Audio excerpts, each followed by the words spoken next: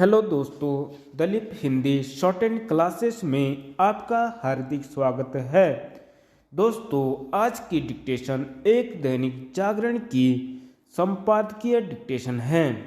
Dictation की गति 100 शब्द प्रति मिनट होगी। डिक्टेशन स्टार्ट करते हैं 5 सेकंड बाद।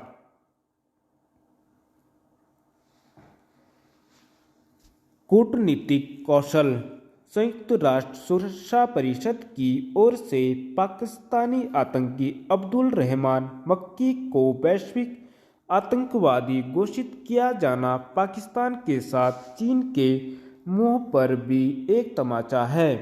पाकिस्तान में पल रहे आतंकियों का बचाव करने वाले चीन ने भले ही यह स्पष्ट न किया हो कि उसने किस कारण अब्दुल रहमान मक्की को प्रतिबंधित करने के मामले में अपनी आपत्ति वापस ले ली, लेकिन कोई भी समझ सकता है कि सुरक्षा परिषद के शेष सदस्यों के एकजुट होने के बाद उसके पास और कोई उपाय नहीं रह गया था।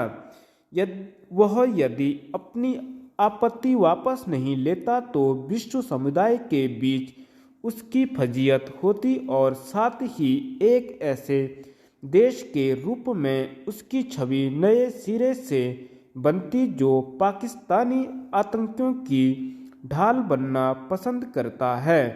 भारत में आतंकी हमलों की साजिश रचने वाला अब्दुल रहमान मक्की लश्कर-ए-तैयबा के सरगना हाफिज सईद का बेनोई है, जिसे सुरक्षा परिषद पहले ही प्रतिबंधित कर चुकी है।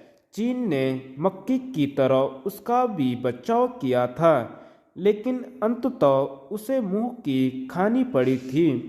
चीन पाकिस्तानी आतंकियों का बचाव केवल पाकिस्तान को अंतर्राष्ट्रीय किरकिरी से बचाने के लिए ही नहीं करता, बल्कि भारत से वैरभाव के चलते भी करता है। यह बात और है कि इस कोशिश में वह अपनी जग अंसाई ही कराता है। निसंदेह संयुक्त राष्ट्र सुरक्षा परिषद की ओर से अब्दुल रहमान मक्की को वैश्विक आतंकी घोषित किया जाना भारत की कूटनीतिक मोर्चे पर एक बड़ी सफलता है। यह यही बताती है कि भारत पाकिस्तान के साथ साथ चीन के खिलाफ भी अंतर्राष्ट्रीय जनमत खड़ा करने में सक्षम है। उसे अपने इस कूटनीतिक कौशल का उपयोग पाकिस्तान पर और अधिक अंतर्राष्ट्रीय दबाव डालने में करना चाहिए। भारतीय नेतृत्व को पाकिस्तानी प्रधानमंत्री के इस प्रस्ताव पर नरमी दिखाने की कोई आवश्यकता नहीं कि वह भारत से बातचीत करना चाहते हैं। वैसे उन्होंने यह कहकर इसकी संभावना स्वयं ही खत्म कर दी कि बातचीत से पहले जम्मू कश्मीर में अनुच्छेद 370 की बहाली आवश्यक है। भारत को दो टूक कहना चाहिए कि ऐसा कभी नहीं होने वाला। पाकिस्तान से बातचीत करने से इसलिए भी बचा जाना चाहिए क्योंकि कंगाली की हालत में पहुंच जाने के बाद भी वह आतंकवाद को संरक्षण दे रहा है और इसी कारण भारत में पाकिस्तान प्रशिक्षित आतंकियों की घुसपैठ थमने का नाम नहीं ले रही है।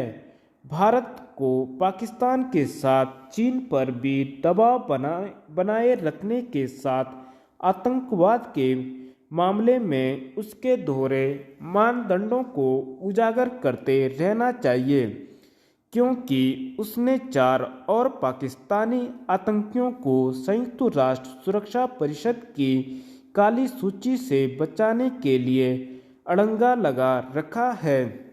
इनमें एक 26/11 हमले की साजिश रचने वाला आतंकी भी है, जिसके बारे में पाकिस्तान ने यह झूठ बोला था कि वह मर चुका है। दारोगा भर्ती मामला।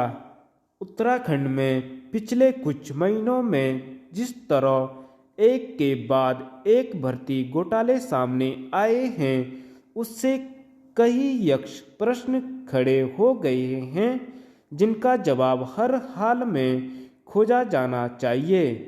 राज्य गठन के बाद से ही भर्ती परीक्षाओं की पारदर्शिता व शुचिता सवालों के घेरे में रही है।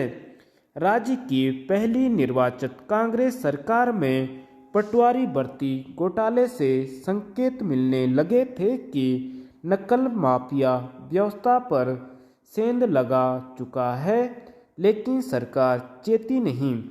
भर्ती परीक्षाओं को लेकर कोई ऐसी प्रणाली विकसित करने की पहल नहीं हुई जिससे भर्ती घोटालों पर अंकुश लग सके। पिछले वर्ष उत्तराखंड अधीनस्थ सेवा चयन आयोग की स्नातक स्तर समेत अधिकतर परीक्षाओं में घोटाला सामने आया तो सरकार सतर्क हुई। आयोग के अध्यक्ष व सचिव से लेकर कई कार्मिकों के विरुद्ध कार्रवाई की गई। अधीनस्थ सेवा चयन आयोग की परीक्षाओं को उत्तराखंड लोक सेवा आयोग से कराने का निर्णय किया गया, लेकिन यहाँ भी नकल माफिया ने सेंध लगा दी। एक सप्ताह पहले हुई लेखपाल की परीक्षा का पर्चा लीक होने पर इसे निरस्त कर दिया गया। आयोग का ही अधिकारी परीक्षा का प्रश्न पत्र लीक कराने के आरोप में गिरफ्तार किया गया। अब 2015 में हुई दारोगा भर्ती परीक्षा का सच सामने आया है। परीक्षा पर सवाल उठने पर पिछले वर्ष पुष्कर सिंह धामी ने दारोगा भर्ती परीक्षा की जांच विजिलेंस को सौंपी थी। जांच में घोटाले की पुष्टि हुई और 7 साल पहले नियुक्त हुए 20 दारोगाओं को निलंबित कर दिया गया।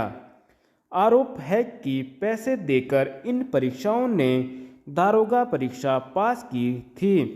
साफ है कि उत्तराखंड में प्रतियोगी परीक्षाओं में धांधली करने वाला गिरोह लंबे समय से सक्रिय है और अपनी जड़ें गहरे तक जमा चुका है। परीक्षाओं की विश्वसनीयता बनाए रखने के लिए सरकार को कड़े कदम उठाने होंगे, तभी प्रतिभावान परीक्षार्थियों के साथ न्याय हो सकता है। धन्यवाद।